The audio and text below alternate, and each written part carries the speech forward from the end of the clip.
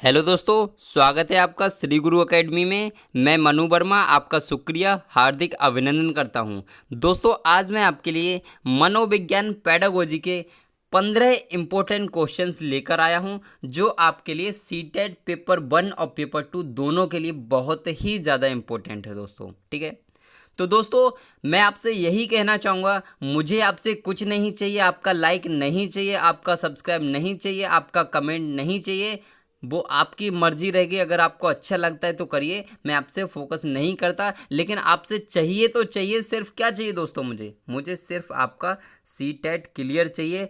आप मुझसे जितनी मेहनत करवाना चाहें कमेंट बॉक्स में बता दीजिए, मैं उतनी मेहनत करने के लिए तैयार हूं। लेकिन बशर्ते आपको भी मेरे साथ मेहनत करनी पड़ेगी। मुझे आपका सीटेट क्वालिफाई चाहिए और दोस्तों 105 प्लस चाहिए, मुझे अपना टारगेट से ऊपर ही चाहिए। ठीक है दोस्तों, मैंने 105 प्लस का टारगेट हर बच्चे का बनाया है और मुझे उससे ऊपर हर बच्चे का चाहिए जो मेरे से तैयारी कर रहा है। ठीक है दोस्तों, तो चलिए स्टार्ट करते हैं। और दोस्तों कॉपी पेन जरूर ले लीजिए। और यहाँ पर एक वाक्य मैंने लिया है दोस्तों, इसको आप ध्यान रखिए कि जीवन ठहराव और गति के बीच का संतुलन है। जीवन ठहराव और गति के बीच का संतुलन है। दोस्तों हमेशा याद रखिए, मोटिवेशन बहुत ज़रूरी है लाइफ में सक्सेस होने के लिए।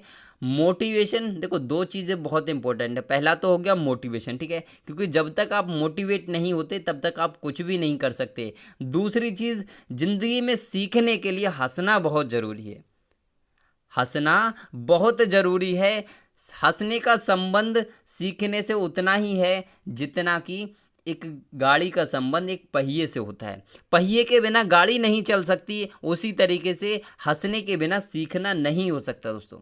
आप पढ़ सकते हैं लेकिन सीख नहीं सकते हंसने के बिना। तो ध्यान रखिए, जीवन ठहराव और गति के बीच का संतुलन है, इसको आप ध्यान रखिए। ये क्या है कि जीवन में उतार चढ़ाव आते रहते हैं। ठीक है, यदि आपको अभी कोई चीज़ समझ में नहीं आ रही है तो बाद में समझ में आएगी। दोस्तों आप प्रैक्टिस तो करिए, 100% समझ में आएगी, आप बस लगे रहिए कंटिन्यू। ठीक है दोस्तों, तो पहला क्वेश्चन ज़बरदस्त वाला एकदम से स्टार्ट करते हैं। और आज के क्वेश्चन में दोस्तों मैं आपके लिए कुछ ट्रिक्स भी बताऊंगा पेडागोजी के क्वेश्चंस को सॉल्व करने के लिए। तो पहला क्वेश्चन है कि शारीरिक विकास में लंबाई मुख्यतः निर्भर करती है।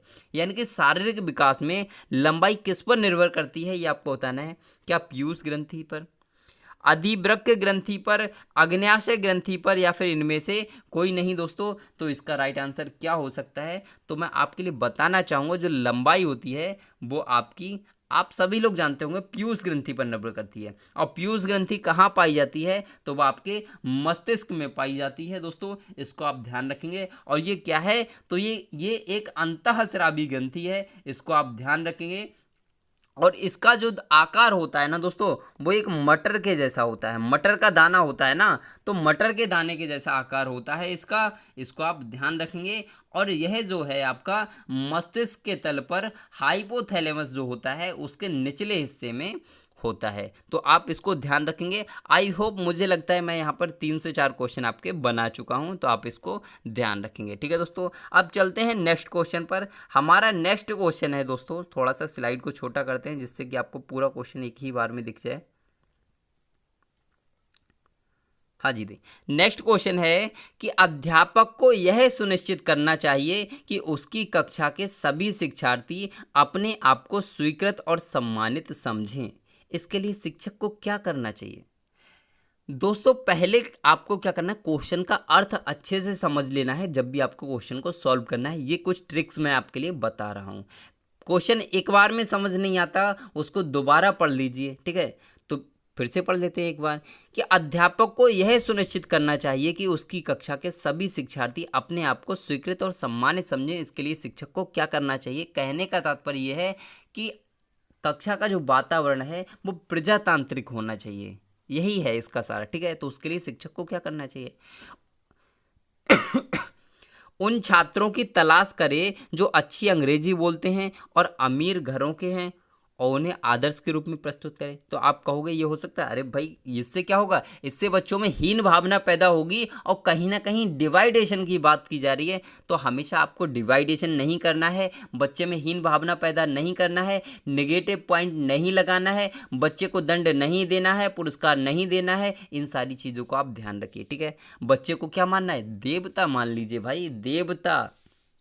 देवता तो आप समझते हैं ना कि बच्चे को दंड नहीं देना, परेशान नहीं करना। तो देवता जो होता है, झूठ भी नहीं बोलना, समझ रहे हो ना। तो इन सारी चीज़ों को आप देवता समझ लीजिए, बच्चों को आप क्वेश्चन कभी भी गलत नहीं करेंगे। दूसरा ऑप्शन है अपने छात्रों की सामाजिक और सांस्कृतिक पृष्ठभूमि को जानें और कक्षा में विविध मतों को प्रोत्साहित करने की कोशिश करें। बिल्कुल हो सकता है दोस्तों, लेकिन क्या पता इससे भी मोस्ट सुइटेबल आंसर हमें मिल सकता है। तो पहले उसको देख लेते हैं। सख्त नियम बनाएं और जो बच्चे उनका पालन नहीं करें उनको सजा दें। बिल्कुल गलत। हमने अभी बताया कि दंड नहीं देना है, पुरस्कार नहीं देना है, तो बस काहे दे रहे हो यार। नेक्स्ट है वंचित पृष्ठभूमि वाले बच्चों को नीची नज़र से देखना। डिवाइड कर रहा है दोस्तों, ये डिवाइड कर रहा है। वंचित पृष्ठभूमि वाले बच्चे हैं, उन्हें नीची नज़र से देखना, काट दो, तुरंत काट दो, मिनट से पहले। कौन सा बचा, राइट आंसर बी, ठीक है। बी इज राइट आंसर, ठीक है। समझ में आया होगा दोस्तों, समझ में आया तो लाइक करिए, ठीक है दोस्तों। समझ में आए तो लाइक करिए और शेयर करिए। अगर समझ में नहीं आए आप डिसलाइक भी कर दें, कोई दिक्कत नहीं है दोस्तों। लेकिन यदि आपको वीडियो अच्छी लगे तो लाइक करिए, ठीक है दोस्तों, क्योंकि आपका सिलेक्शन इंपॉर्टेंट है। लाइक शेयर सब्सक्राइब ये कुछ भी मायने नहीं रखता आपके सिलेक्शन से आगे, क्योंकि आपका सिलेक्शन बहुत इंपॉर्टेंट है। नेक्स्ट क्वेश्चन है कि बालकों के व्यवहार संबंधी समस्याओं से निम्नलिखित में से कौन सा मेल नहीं खाता है। कौन सा मेल नहीं खाता है। बालक निरंतर अवज्ञा एवं आक्रामकता का प्रदर्शन करते हैं। तो आप कहो क्या ये सही हो सकता है। क्या बच्चा हर समय आक्रामक होता है, हर समय तुम्हारी बात नहीं मानता। आप क्लास में पहुंचो, अगर आप बच्चे से कुछ भी कहो आपकी बात नहीं मानेगा, मानेगा दोस्तों। इसमें क्या लिखा है, हमेशा, निरंतर। हमेशा का मतलब क्या है, निरंतर। ऐसा थोड़ी यार, निरंतर अवज्ञा का पालन थोड़ी करता है। नेक्स्ट है अत्यधिक क्रियाशील अथवा अवसादग्रस्त। गलत। अत्यधिक क्रियाशील नहीं होता है दोस्तों, इसको आप ध्यान रखिए। क्रियाशील होता है लेकिन अत्यधिक क्रियाशील बताया है दोस्तों इसमें, ठीक है। तुनक मिजाज रहते हैं, अरे भाई कैसे बताएं, तुनक मिजाज क्यों रहेंगे बच्चे। वहाँ कोई शोध करने थोड़ी ना जा रहे हैं कि अपना एक्शन दिखाएंगे वहाँ पे जाके, तो तुनक मिजाज वाली बात ही नहीं। Right answer option number D. Next है दोस्तों हमारा अगला क्वेश्चन, बहुत ही अच्छा क्वेश्चन है। क्वेश्चन है दोस्तों कि मानव अभिवृद्धि निम्नलिखित में से किन कारकों पर निर्भर करती है, ये आपको बताना है।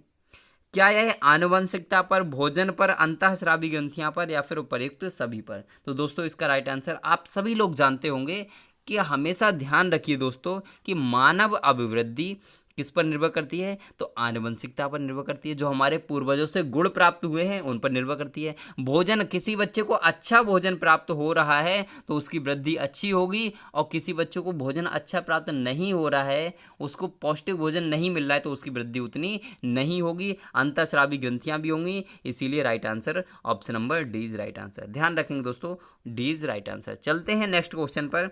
हमारा नेक्स्ट क्वेश्चन है निम्नलिखित में से कौन सा कथन अभिक्षमता के संबंध में सत्य नहीं है। दोस्तों जहां पर नहीं आएगा उसको आप मार्क कर लेंगे पहले ही। अभिक्षमता एक विशिष्ट योग्यता है, बिल्कुल गलत है दोस्तों। इसमें क्या कर रहा है, डिवाइड कर रहा है। अभिक्षमता, क्षमता जो है आपकी, कैपेसिटी, क्या एक विशिष्ट योग्यता है, बिल्कुल गलत है। क्षमता सब में होती है, कैपेसिटी हर व्यक्ति में होती है, तो विशिष्ट योग्यता नहीं है, एक सामान्य योग्यता है दोस्तों। नेक्स्ट, अभिक्षमता जन्मजात होती है एवं वातावरण की उपज है। बिल्कुल दोस्तों सही बात है, लेकिन हो सकता है इससे भी मोस्ट सुटेबल आंसर मिल सकता है। नेक्स्ट, अभिक्षमता प्रशिक्षण के पश्चात सफलता की डिग्री की गलत दोस्तों। डिग्री से इसका क्या मतलब, क्या डिग्री अगर बच्चे की अच्छी है तो क्या वो होशियार हो सकता है। अरे अभी देख लीजिए यार, बहुत सारे बच्चों के बहुत सारे मतलब क्या होता है, टॉपर बन जाते हैं, लेकिन उन्हें कुछ भी नहीं आता। क्यों, खरीद लेते हैं भाई। कुछ लोग तो ऐसे हैं जो खरीद लेते हैं डिग्रियों को, तो ये गलत हो जाएगा। नेक्स्ट, अभिरुचि एवं अभिक्षमता सदैव साथ नहीं चलते, बिल्कुल गलत है। अभिरुचि और अभिक्षमता दोनों साथ साथ चलते हैं। Option number B is right answer. ठीक है दोस्तों, चलते हैं नेक्स्ट क्वेश्चन पर। नेक्स्ट क्वेश्चन है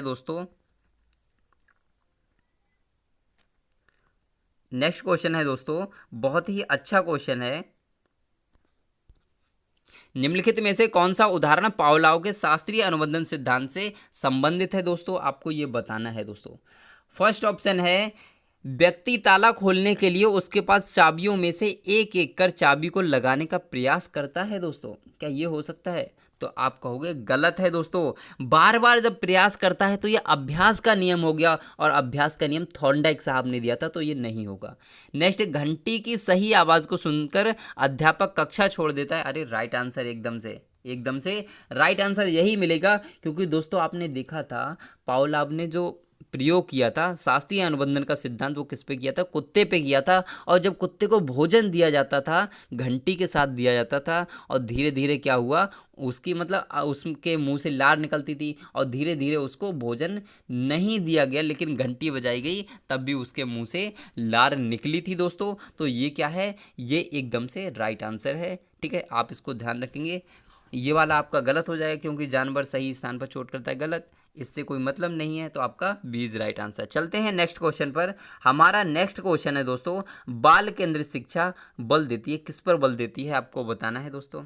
बाल केंद्रित शिक्षा किस पर बल देती है? अधिगमकर्ता की सक्रिय संलग्नता पर, अधिगम करने के विभिन्न तरीकों पर, अधिगम मध्यस्थता द्वारा एवं बिना मध्यस्थता के प्रत्यागामक विकास पर। दोस्तों राइट आंसर क्या हो सकता है? तो आप ध्यान रखिए, अधिगमकर्ता की सक्रिय संलग्नता पर, यानी कि जो अधिगम करता है बच्चा जो है वो सक्रिय होना चाहिए, निष्क्रिय नहीं होना चाहिए। ध्यान रखेंगे इसके लिए। यहाँ से भी कई बार सक्रिय की जगह निष्क्रिय लिख देता है, तो आपको ध्यान रखना है, निष्क्रिय नहीं होता है, बच्चा सक्रिय होता है बाल केंद्रित शिक्षा में, तभी सीख पाएगा।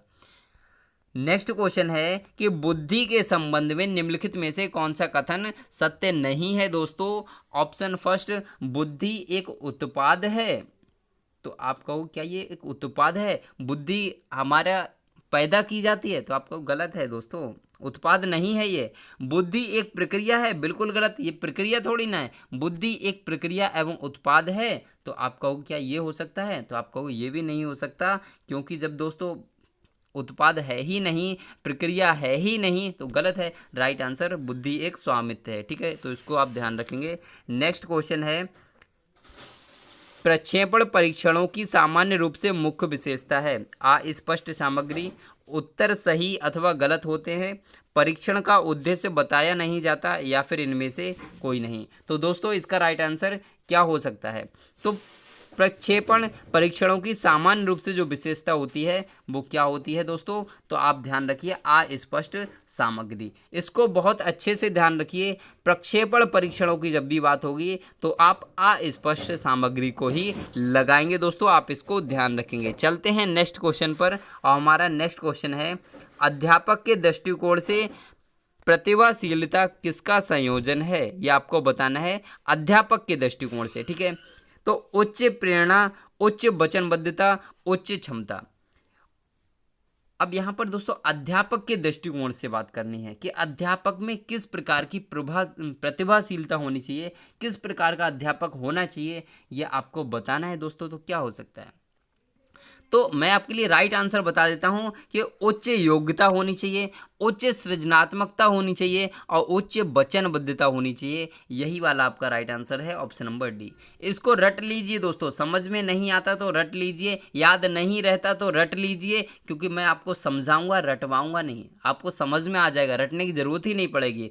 उच्च योग्यता यानी कि उसमें क्या होना चाहिए, आप उसकी जो योग्यता होनी चाहिए उच्च स्तर की होनी चाहिए कि बच्चा उससे संतुष्ट हो सके अध्यापक से। नेक्स्ट है उच्च सृजनात्मकता, यानी कि उसमें इतना अच्छी सृजनात्मकता होनी चाहिए कि चीज़ों को बहुत अच्छे से डिफाइन कर सके, एक चीज़ से बहुत सारी चीज़ों के बारे में बता सके, एक वस्तु से बहुत सारी चीज़ों के बारे में जोड़कर बता सके। ये इस प्रकार की उच्च सृजनात्मकता होनी चाहिए, और उच्च वचनबद्धता होनी चाहिए। यानी कि कहने का तात्पर्य ये होता है वचनबद्धता का कि मोटिवेट करना चाहिए बच्चे को। ठीक है, तो ये भी चीज़ एक होनी चाहिए अध्यापक के अंदर। अब चलते हैं नेक्स्ट क्वेश्चन पर। NCF 2005 के अनुसार गलतियाँ इस कारण से महत्वपूर्ण होती हैं। क्यों महत्वपूर्ण होती हैं, या महत्वपूर्ण होती हैं नहीं होती हैं, आप ऑप्शन में लगाएंगे। फर्स्ट ऑप्शन है, यह अध्यापकों को बच्चों को डांटने के लिए तरीका उपलब्ध कराते हैं। मैंने आपके लिए अभी बताया था कि बच्चों को डांटना नहीं है, मारना नहीं है, देवता समान मान लेना है, कई सारी चीज़ें मैंने आपके लिए बताई। नेगेटिव पॉइंट कोई लगाना ही नहीं है। नेक्स्ट, ये बच्चे के विचार की अंतर्दृष्टि उपलब्ध कराती हैं तथा समाधानों को पहचानने में सहायता करती हैं। बिल्कुल सही है, लेकिन क्या पता इससे भी मोस्ट सुटेबल आंसर मिल सकता है, तो आगे देख लेते हैं। पहले, ये कक्षा में से कुछ बच्चों को हटाने के लिए आधार उपलब्ध कराती हैं। गलत, हटाना नहीं है, अलग नहीं करना है, विशिष्ट तरीके से बच्चे को नहीं बिठाना है, इसको भी आप ध्यान रखिए। नेक्स्ट, यह विद्यार्थियों को उत्तीर्ण एवं अनुत्तीर्ण समूहों में वर्गीकृत, हमने अभी बताया कि अलग अलग किसी को नहीं करना है। Option number B is right answer. चलते हैं नेक्स्ट क्वेश्चन पर। हमारा नेक्स्ट क्वेश्चन है, एक बच्चे की कॉपी में लिखने में विपरीत छवियां जैसे दर्पण छवि आदि जैसी गलतियां मिलती हैं, इस प्रकार का बच्चा किस प्रकार का लक्षण प्रदर्शित करता है? ये मोस्ट इंपॉर्टेंट क्वेश्चन है, कई बार आ चुका है, कई बार आ चुका है दोस्तों, और एक प्रकार से नहीं कई प्रकार से क्वेश्चन आता है। और सेम अगर इसी प्रकार की बात करूँ ना तो 3 से 4 बार इसी प्रकार से सेम यही क्वेश्चन आया हुआ है। अधिगम्य अशक्तता का, अधिगम्य कठिनाई का, अधिगम्य समस्या का, या फिर अधिगम्य असुविधा का। तो दोस्तों इसका राइट आंसर क्या हो सकता है? तो आप सभी लोग जानते हो, अधिगम्य अशक्तता। आपने पढ़ा होगा डिसलेक्सिया, अलेक्सिया, डिसग्राफिया, डिसमोर्फिया, ये सब आपने पढ़े होंगे। और दोस्तों यदि आपने नहीं पढ़े हैं तो आप पढ़ लीजिए, मैंने प्लेलिस्ट में उसको दिया हुआ है, तो आप उसको वहाँ से देख सकते हैं। ठीक है दोस्तों, वीडियो मैंने कराई है ट्रिक के माध्यम से, जो आपके माइंड में एकदम से सेट हो जाएगी। दोस्तों वीडियो अच्छी लग रही हो तो लाइक शेयर कर दीजिए, क्योंकि मुझे आपका प्यार भी बहुत चाहिए दोस्तों, क्योंकि आपका सहयोग बहुत अच्छा है। ठीक है, क्योंकि आप जब सहयोग करते हैं ना तो कसम से दिल एकदम से खुश हो जाता है। ठीक है, जैसे आप कमेंट करते हो या लाइक करते हो तो बहुत अच्छा लगता है, उसी तरीके से यदि आप अच्छा करते हैं तो मुझे बहुत अच्छा लगता है। समझ रहे ना? अगर मैं अच्छा करूंगा तो आपको अच्छा लगेगा, और अगर आप अच्छा करेंगे तो मुझे अच्छा लगेगा। तो आप मेरे से जितनी मेहनत करवाना चाहें करवा सकते हैं दोस्तों, लेकिन आप भी मेरी तरह बहुत मेहनत करिए दोस्तों। गारंटेड आपको 105 यानी कि 105 प्लस स्कोर कराना मेरी गारंटी है। ठीक है दोस्तों, तो यहाँ पर हम क्वेश्चन की बात करते हैं कि निम्नलिखित में से कौन सा बच्चों के संवेगात्मक विकास के लिए सर्वाधिक उपयुक्त है? संवेगात्मक विकास हो रही है, इमोशंस के विकास की बात की जा रही है। तो ऑप्शन है आपका, अध्यापकों की कोई भी सहभागिता नहीं होती, क्योंकि यह माता पिता का कार्य है। तो ये क्या है? एक नेगेटिव पॉइंट है दोस्तों, एक नेगेटिव पॉइंट है, और हमें नेगेटिव पॉइंट नहीं लगाना है, कई बार मैं आपके लिए बता चुका हूँ। नेक्स्ट है, कक्ष का नियंत्रित परिवेश, बिल्कुल गलत हो जाएगा। हमने क्या बोला कि ये भी क्या है? नेगेटिव पॉइंट है। अगर बच्चे को कहाँ कैसा परिवेश देना चाहिए? प्रजातांत्रिक परिवेश देना चाहिए, जिससे बच्चा क्वेश्चन पूछने में स्वतंत्र हो, अपनी समस्याओं को सुलझाने के लिए स्वतंत्र हो, और अध्यापक से अपनी जो भी समस्या हो उसको कह सके और अध्यापक उसका आंसर दे। ठीक है, तो ये वाला भी गलत हो जाएगा। नेक्स्ट, कक्ष का अधिकारवादी परिवेश। अधिकारवादी अगर परिवेश होगा तो अधिकारवादी परिवेश का मतलब होता है कि अध्यापक का अधिकार होगा, कि अध्यापक जो कहेगा वो करेगा दोस्तों। तो ऐसा भी नहीं होना चाहिए। कक्षा का प्रजातांत्रिक परिवेश होना चाहिए, मैंने आपको बता दिया, क्योंकि उसमें बच्चा बहुत अच्छे से सीख सकता है। अब दोस्तों चलते हैं नेक्स्ट क्वेश्चन पर। हमारा नेक्स्ट क्वेश्चन है, बच्चों के अधिगम को सुगम बनाने के लिए अध्यापक को एक अच्छे कक्षाई परिवेश का सृजन करने की आवश्यकता होती है। इस प्रकार के अधिगम परिवेश का सृजन करने के लिए नीचे दिए गए कथनों में से कौन सा सही नहीं है दोस्तों? कौन सा सही नहीं है? आप इसको ध्यान रखिए। अध्यापकों के अनुसार कार्य करना, तो आपका गलत दोस्तों। अध्यापकों के अनुसार थोड़ी ना कार्य करना है। अध्यापक क्या है? एक सुलभ करता है, एक मार्गदर्शक है, लेकिन ऐसा नहीं है कि अध्यापक जो कहेगा वो करेंगे, ये नहीं है। एनसीएफ 2005 के अनुसार इसको मना किया गया है, तो आप इसको ध्यान रखिए, आपका नहीं होगा। बच्चे को स्वीकार करना, बिल्कुल सही, अध्यापक को स्वीकार करना चाहिए। बच्चा गलती करता है उसको भी स्वीकार करना चाहिए, क्योंकि गलतियां होती हैं, गलतियां सीखने का अंग हैं दोस्तों। ठीक है, नेक्स्ट, अध्यापक का सकारात्मक रुख, बिल्कुल सही है। अध्यापक का सकारात्मक रुख होना चाहिए, नकारात्मक नहीं होना चाहिए। नेक्स्ट, बच्चे के प्रयासों को स्वीकृत करना चाहिए, चाहे बच्चा गलत करता है या सही, उसे कहना चाहिए कि बेटा तुमने सही किया, नेक्स्ट टाइम और अच्छा करना करना है इससे, तो आपसे पूछा था नहीं, इसीलिए आपका option number first is right answer. चलते हैं नेक्स्ट क्वेश्चन पर। और दोस्तों ये आपका आज का लास्ट क्वेश्चन है। और दोस्तों वीडियो बहुत ही अच्छी लगी हो तो लाइक शेयर सब्सक्राइब करिए और अपने बहनों भाइयों और मित्रों के साथ वीडियो को शेयर ज़रूर करें, ठीक है। नेक्स्ट क्वेश्चन है कि लड़कों एवं लड़कियों के बीच में कुछ कथन नीचे दिए गए हैं, आपके अनुसार इनमें से कौन सा सही है। लड़कों को घर के कामों में सहायता करनी चाहिए, क्या ये सही है? हो सकता है। नेक्स्ट, सभी लड़कों को विज्ञान तथा लड़कियों को गृह विज्ञान पढ़ाना चाहिए, बिल्कुल गलत हो जाएगी एकदम। ये पार्टीशन वाली बात है, पार्ट मतलब भागों में बांट दिया। लड़कों को क्या करना चाहिए, विज्ञान पढ़ना चाहिए, लड़कियों को गृह विज्ञान पढ़ना चाहिए, मतलब डिवाइड कर दिया यार, ये तो नहीं होगा। नेक्स्ट, लड़कियों को घर के कामों में सहायता करनी चाहिए, बिल्कुल गलत है। जरूरी थोड़ी है कि लड़कियों को घर के काम में ही सहायता करनी चाहिए, क्यों जॉब नहीं कर सकते, सारे काम कर सकते हैं, तो ये आपका राइट आंसर नहीं होगा। लड़कों को बाहर के कामों में सहायता करनी चाहिए, ये भी गलत है। क्यों, घर पे मम्मी की सहायता नहीं कर सकते, अपनी बहन की सहायता नहीं कर सकते, किसी की भी सहायता कर सकते हैं घर पर भी, इसीलिए लड़कों को घर के कामों में सहायता करनी चाहिए, ये आपका एकदम से राइट आंसर है। और आपका जो SCRT है जो CTET, तो CTET में भी आपका यही आंसर माना जाता है और ये क्वेश्चन कई बार आ चुका है दोस्तों, ठीक है। तो दोस्तों आज की ट्रिक्स, आज की वीडियो, आज का मेथड आपको कैसा लगा कमेंट करके ज़रूर बताइए। और यदि अच्छा लगा हो तो बस लाइक शेयर सब्सक्राइब और अपने मित्रों के साथ ज़्यादा से ज़्यादा शेयर करिए, ठीक है दोस्तों, क्योंकि हम बात करते हैं यहाँ सिर्फ और सिर्फ शिक्षक भर्ती और टारगेट 105 यानी कि 105 प्लस, ठीक है दोस्तों।